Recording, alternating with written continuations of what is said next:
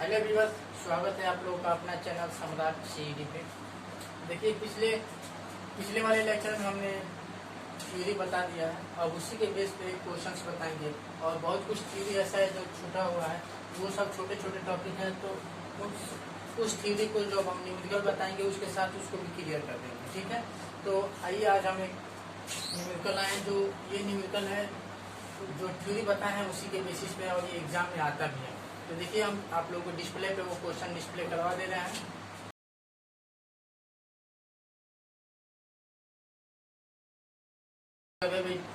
Display पे question display हुआ था, उसी क्वेश्चन को बता रहे हैं। देखिए उस क्वेश्चन में डाटा क्या दिया था। उस क्वेश्चन में दिया था कि 10 mm मोटी प्लेट को 18 mm व्यास के रिवेट से एक रिवेट लैप जोड़ा गया है। इसका मतलब ये है कि इसमें लैप जॉइंट में इसमें जोड़ा गया है, लैप जॉइंट में ऐसे करके क्वेश्चन के अनुसार। ठीक, और इसमें एक रिवेट लगा है। ठीक, और जो ये रिवेट लगा है, लेकिन इसमें जो दिया है बाहरी रिवेट का डायमीटर दिया है। ये रिवेट है, इस रिवेट का डायमीटर दिया है कितना, 15 mm। और इस प्लेट की जो थिकनेस दिया है, ये प्लेट की थिकनेस दिया है 10 mm।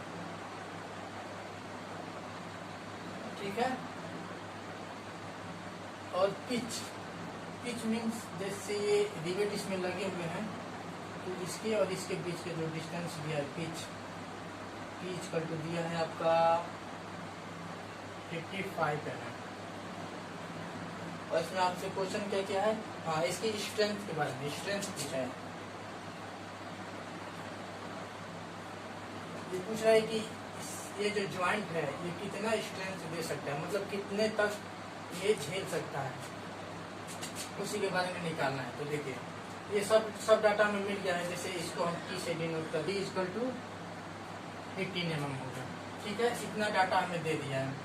अब देखिए क्या करते हैं, ये जो capital D equal to 18 mm दिया है, ये रिवेट का दिया है। ये क्या है, नॉर्मल डायमीटर ऑफ रिवेट है। क्या है, नॉर्मल डायमीटर ऑफ रिवेट है। लेकिन हमें क्वेश्चन में जरूरत किसकी पड़ती है, ग्रॉस डायमीटर की, ग्रॉस डायमीटर की, जिसे स्मॉल डी से डिनोट करते हैं। ठीक है, तो देखिए ये दिया है 18 mm प्लस ये थोड़ा सा जो इससे थोड़ा सा ज़्यादा होता है ग्रॉस डायमीटर, क्योंकि उसमें आसानी से उसमें जाकर फंस सके। तो इसमें के लिए 1.5 हम ऐड कर देते हैं mm। ये जो, और जब ये अगर ये ज़्यादा डायमीटर का होता है, जैसे 22 mm या फिर 25 mm से जब ज़्यादा आता है, तब यहाँ पे 2 mm कर देते हैं। ठीक है, लेकिन इतने के लिए 1.5 mm ही रखते हैं इसको। ठीक है,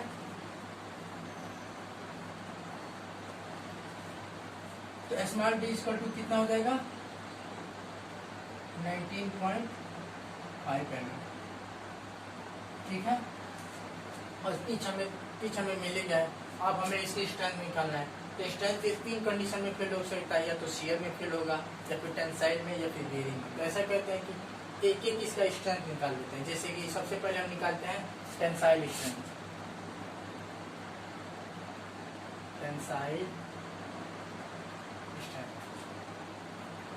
ठीक, ये टेंसाइल स्ट्रेंथ कैसे निकालते हैं, जैसे कि फार्मूला हम इसका बताएं, tensile strength T equal to tensile permissible stress Ft into area के लिए बताए थे P minus D into T.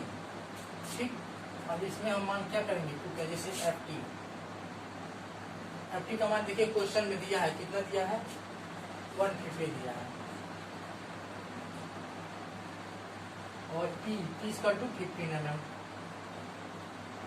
Minus D का वैल्यू कितना रहेगा, 19.5 mm इंटू टी इसका दिया है थिकनेस। एक प्लेट का लेंगे, अगर ये 2 प्लेट है तो एक प्लेट का लेंगे हम। ठीक, तो टी इसका टू कितना हो गया, 10 mm। इसको सॉल्व करेंगे तो ये कितना आएगा, 1 मिनट कैलकुलेटर पे हो जाए,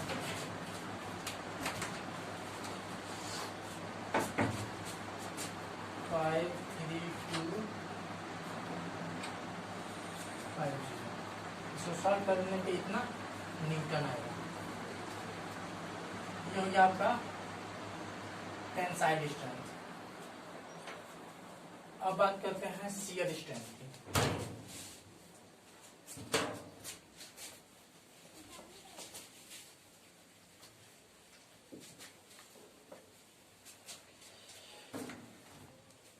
यहाँ पे ऊपर लिख दे रहे हैं पीटी कितना है। PT equal to 250 newton 250 newton. अब बात करते हैं शियर स्ट्रेंथ की।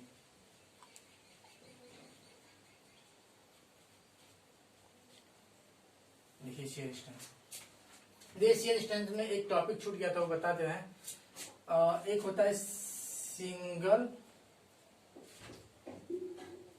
शियर होता है और एक होता है डबल शियर।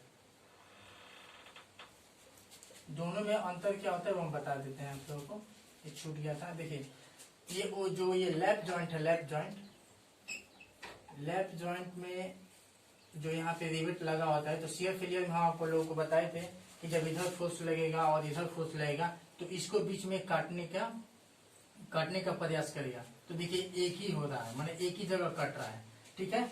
तो ये किस में आ जाएगा, ये सिंगल शियर में आ जाएगा, ठीक है। अब देखिए वही अगर बट जॉइंट है, बट जॉइंट जैसे कि एक प्लेट ये हो गया, एक प्लेट ये हो गया और ऊपर से ये प्लेटें हो गई, ठीक है, और इसमें ये रिवेट लगा है, ठीक है। अब इसमें ध्यान से देखिए, जैसे इस पे फोर्स लगेगा और फिर इस पे इधर लगेगा, ज्वाइंट पे लोड आएगा। जब ज्वाइंट पे लोड आएगा तो देखिए एक यहाँ पे कट रहा है और यहाँ पे कट रहा है, दो जगह इसमें कट रहा है। जैसे ये ऊपर भी प्लेट लगा है और नीचे भी प्लेट लगा, और नीचे ये मेन प्लेट है जिसपे लोड है। तो जब ये इधर फोर्स लगेगा, इधर फोर्स लगेगा, तो ये दो जगह कटने का व्यवहार करेंगे। इसका मतलब इसमें शियर दो जगह लग रहा है, इसी के वजह से इसको हम क्या कहते हैं, डबल शियर बोलते हैं, ठीक है। अब ये कौन सा जॉइंट है, ये लेफ्ट जॉइंट है, तो लेफ्ट जॉइंट में कितना आएगा, सिंगल शियर आएगा, ठीक है।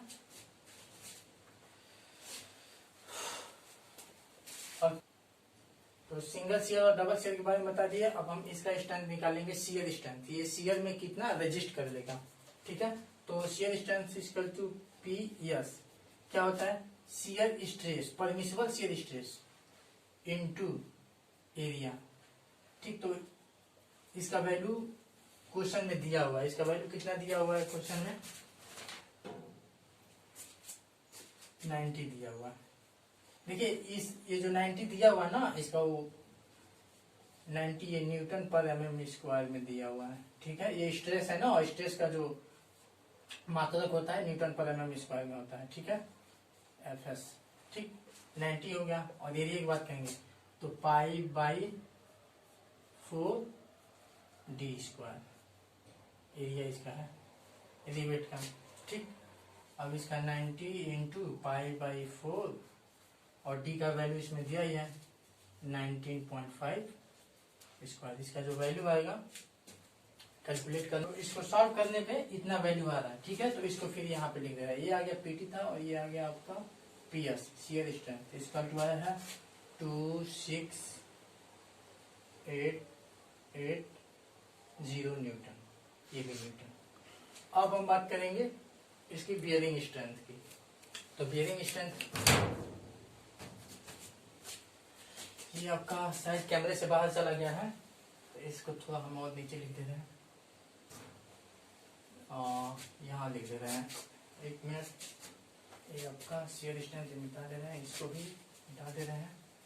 और ये आपका पीएस इक्वल टू हो जाएगा 2688 न्यूटन, इसको मिटा दे रहे हैं। कहते हैं बियरिंग स्ट्रेंथ की।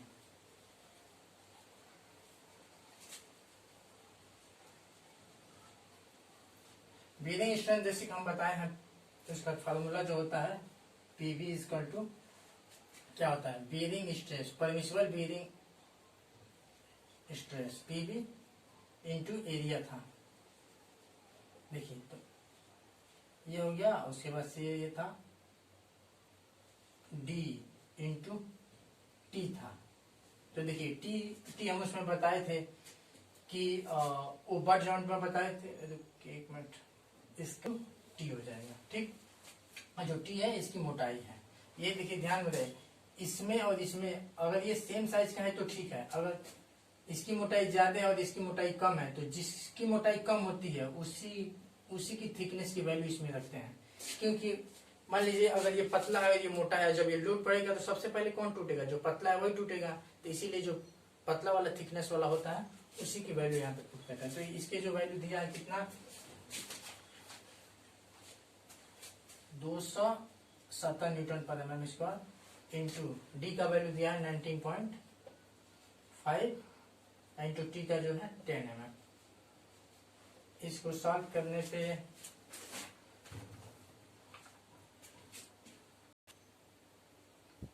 इतना आएगा, ठीक है। तो इसका भी वैल्यू, ये किसका वैल्यू आ गया? बेयरिंग स्ट्रेंथ की, पीवी।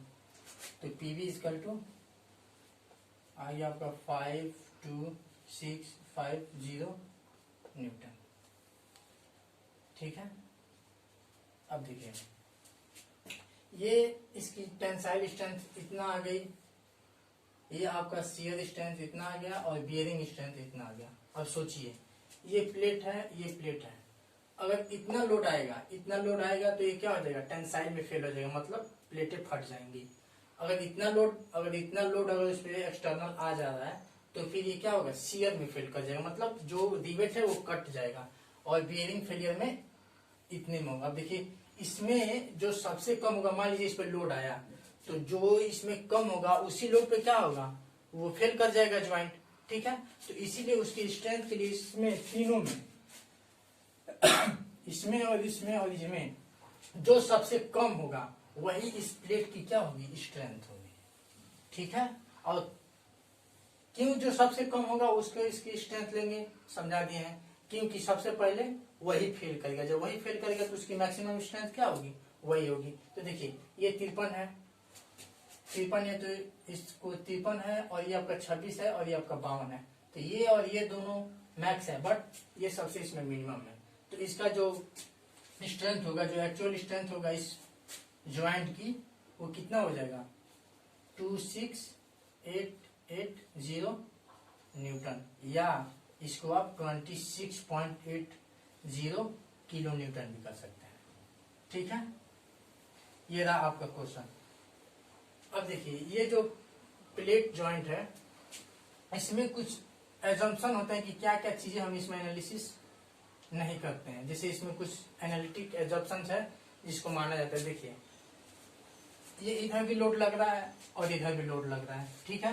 तो इसमें इस चीज का गणना नहीं करते हैं कि इस प्लेट और इस प्लेट के बीच की जो ये देखिए दो प्लेट ऐसे चिपकी हुई है, तो फिर एक दूसरे में फ्रिक्शन होगा, कुछ ना कुछ तो फ्रिक्शन होगा। लेकिन हम इस एनालिसिस में क्या करते हैं? इस फ्रिक्शन को नेग्लेक्ट कर देते हैं। मान लेते हैं कि यहाँ पे जो फ्रिक्शन हो रहा है वो 0 फ्रिक्शन हो रहा है, उसको एनालिसिस में नहीं लेते हैं, ठीक है। अब देखिए और इधर ये लग रहा है, फिर इधर भी लग रहा है, तो इसमें कुछ मूवमेंट भी आएगा। यहाँ के ये लाइन ऑफ फोर्स ये हुआ और ये लाइन ऑफ फोर्स ये हुआ, दो फोर्स के बीच का अगर कुछ डिस्टेंस बन जाता है तो वहां पे क्या हो जाता है? मूवमेंट आ जाता है। तो ऐसी कंडीशन में हम क्या करते हैं कि मूवमेंट को एनालिसिस नहीं करते हैं, मूवमेंट को भी छोड़ देते हैं, फ्रिक्शन को भी नेग्लेक्ट कर देते हैं। जैसे कि इस क्वेश्चन का जो एक्चुअल स्ट्रेंथ आ गया इतना आ गया। अब देखिए इस क्वेश्चन को समझने में अगर कोई भी प्रॉब्लम हो रहा है, कोई भी दिक्कत है या फिर नहीं समझ में आ रहा है तो आप कमेंट में बता जरूर सकते हैं कि हाँ सर हमको ये समझ में नहीं आ रहा है, जो भी प्रॉब्लम है। अगर आपको नहीं समझ में आ रहा है तो हो सकता है मैं अच्छा ना पढ़ा पा रहा हूँ या फिर आप समझ ना पा रहे हैं, जो भी हो, जो भी बात हो आप कमेंट में बता दीजिए। इससे रिलेटेड इसका प्रीवियस वीडियो यदि आप नहीं देखे हैं तो नीचे डिस्क्रिप्शन में लिंक दिया गया है, उस पर क्लिक कीजिए और जाइए इसे इसका प्रीवियस लेक्चर देखिए ताकि आगे वाला वीडियो आपको अच्छे से समझ में आए, ठीक है। तो थैंक्स, धन्यवाद, मिलते हैं अगले वीडियो।